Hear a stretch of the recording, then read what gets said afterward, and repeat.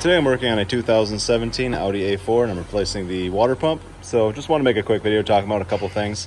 Pretty easy job in general. It's not very difficult. I actually like it better than some of the models before this, the older TFSI 2-liter engine.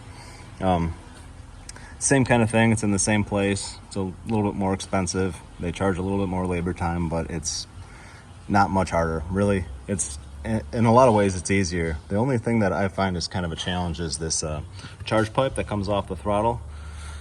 This typically goes right over here. Goes right here to the throttle body, and it's kind of in the way of the whole thing, so you have to move it. And it's a solid pipe that goes all the way down to the intercooler that's down here. So there's no real rubber flex section. It's just hard plastic all the way, so it's hard to kind of get out of your way.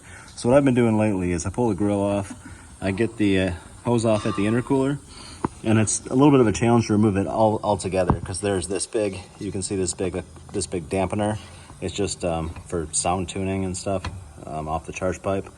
But if you get it loose on this side and you get it loose up top, you know, without removing it completely, you can move it out of your way enough where you can do the whole job like this.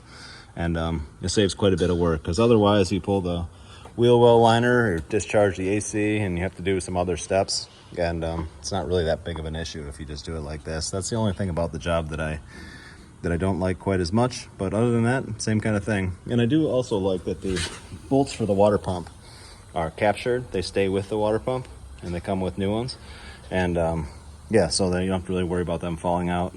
Important note, if you're going to leave that in place like I did, this is where they leak very often from the thermostat housing itself. But if you're going to do it like this, make sure you stick a rag or tape up the charge pipe. You would not want to get something in there. So that's it. Thanks for watching.